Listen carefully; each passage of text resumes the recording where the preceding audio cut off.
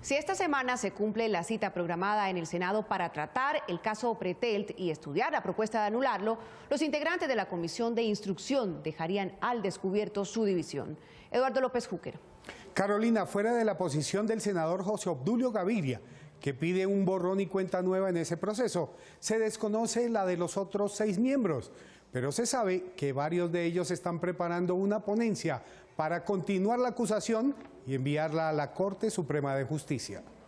Este martes, la Comisión de Instrucción del Senado, que revisa la acusación de la Cámara de Representantes contra el magistrado Jorge Pretelt, analizará el documento en que el congresista José Obdulio Gaviria propone anular todo el proceso y volver a empezarlo. Todos compartimos ese punto de vista. De aceptarse esta posición en la plenaria, Pretelt se salvaría de que lo declaren indigno en el Senado. No había lugar a considerarlo. A José Obdulio Gaviria no le gustó que Noticias 1 hubiera anticipado su documento de nulidad del proceso.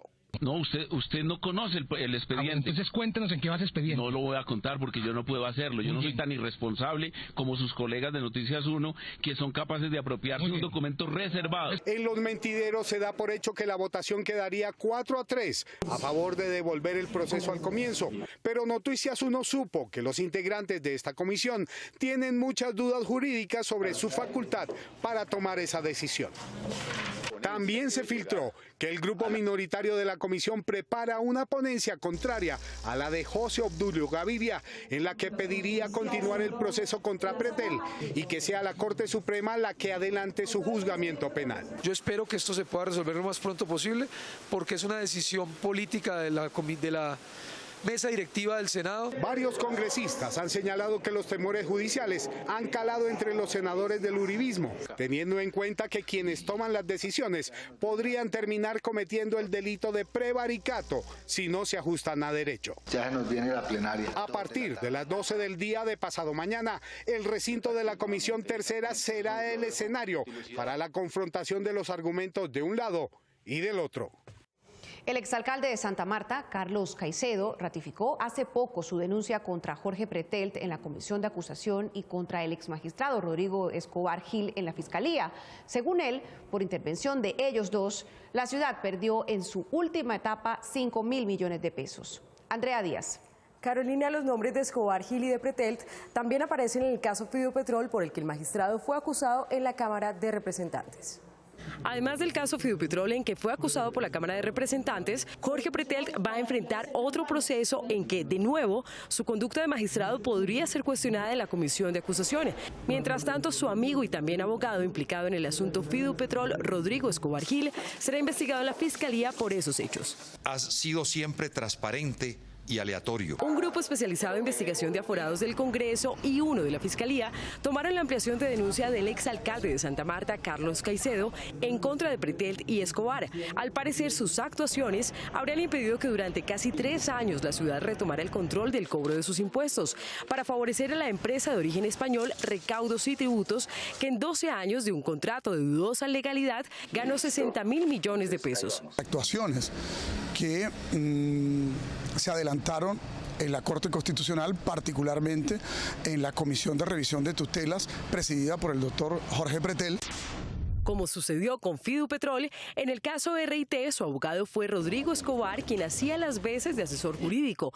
Y como en Fidupetrol, los dos cumplen cada uno su papel en el resultado de la tutela. Pretelt falló a favor del cliente de Escobar Gil solo 3 meses después, argumentando que la alcaldía, para cancelar el contrato, debía ir al Consejo de Estado, en donde un proceso de estos suele tardar alrededor de 8 años. Nos sorprendió que precisamente la ponencia del doctor Pretelt fuera desfavorable a los intereses del distrito. Un año después del fallo, la Sala Plena de la Corte Constitucional revisó el caso ante la súplica del alcalde, que consideraba injusta la decisión con los dineros de los amarios.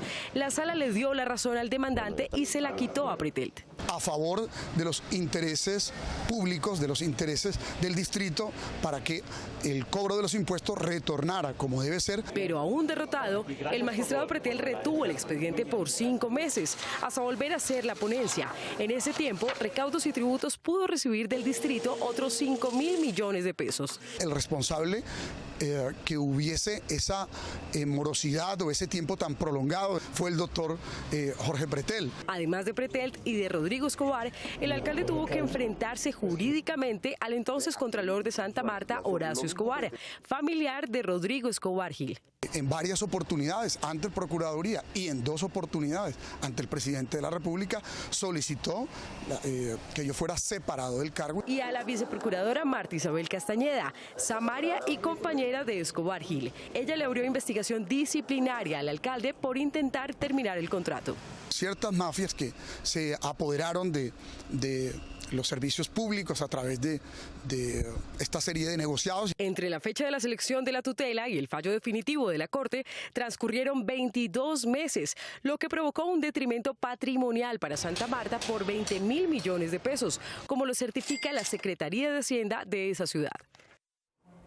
En otro caso de tutela en que intervino el magistrado Pretelt, fue favorecida la familia del exgobernador de Córdoba, Alejandro Lyons. Guillermo Gómez. Carolina, el magistrado también es de Córdoba y por la época en que iba a conocer la tutela en que terminó dándole la razón al padre del exgobernador, recibió 4 visitas de este en su despacho de la Corte Constitucional. La familia Lyons del exgobernador de Córdoba, Alejandro Lyons, era socia de la Arrocera Montería Limitada, que le debía 700 millones de pesos entre capital e intereses a la empresa Novartis de Colombia, hoy llamada Syngenta S.A. A pesar de que en un largo recorrido por juzgados y tribunales de esa región, la familia fue condenada a pagar lo que debía, Pretel argumentó que el cambio de razón social de la firma que cobraba su plata había perjudicado el derecho al debido proceso de los Lyons y, por tanto, ordenó devolver todo hasta el mandato de pago, con lo cual se difería la cancelación del mismo. Con el tiempo, el padre del exgobernador Lyons volvió a recibir la orden de que pagara, pero él adujo vencimiento del pagaré porque habían pasado 10 años. Durante los 10 años transcurridos sin que se notificara el mandamiento de pago, con creces se cumplieron todos los términos prescriptivos de cualquier obligación. No contentos con sus triunfos, los Lyons le pidieron a otro juez que le cobrara a su contraparte una indemnización por los gastos ocasionados en el proceso.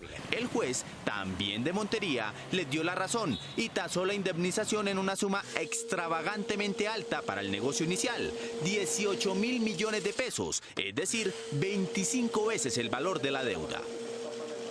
Ante tal situación, Syngenta, empresa contraparte de los Lyons, le pidió a la Corte Suprema que cambiara de ciudad el caso por falta de independencia de los jueces y magistrados de Montería. La Corte accedió a la petición, pues para la época del litigio, según evidencias aportadas por los abogados de Syngenta, la justicia estaba infiltrada por la propia familia Lyons y sus abogados. La esposa de Lyons, Luz Helena Muscus, era magistrada auxiliar en el Consejo Superior de la Judicatura, juez de jueces. Los abogados de la Arrocera de los Lyons eran los hermanos Hernando y Miguel Alfonso de la Espriella, este último condenado por nexos con paramilitares.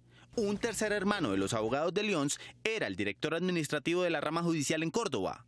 El hijo del socio mayoritario de la Arrocera, Alejandro Lyons, ya era el gobernador del departamento. Pegados a Dios. Diversas actuaciones asumidas por los diferentes jueces que han conocido el proceso ejecutivo traslucen de manera evidente un proceder distante del adecuado. Casualmente, y de acuerdo con los registros de ingreso de visitas al despacho en la Corte Constitucional del magistrado de Córdoba, Jorge Pretelt, Alejandro Lyons, hijo del interesado y posterior gobernador, lo visitó en 4 ocasiones, 3 meses antes de que llegara la tutela a sus manos. Alejandro José Lyons Muscus, 11 junio 2009, 9:45 am. Alejandro José Lyons Muscus, 11 junio 2009, 10:33 am. Alejandro José Lyons Muscus, 30 julio 2009, 9:37 am. Alejandro José Lyons Muscus, 6 agosto 2009, 10:12 am. De acuerdo con el exmagistrado de la misma corte, Nilson Pinilla, quien estuvo en total desacuerdo con la decisión de Pretel y salvó el voto, esa tutela no cumplía con el requisito de afectar derechos fundamentales como para que la corte se ocupara de ella, teniendo en cuenta que era un litigio entre particulares y que el máximo tribunal de la justicia civil ya había decidido el caso en derecho, ordenando pagar a quien debía el dinero.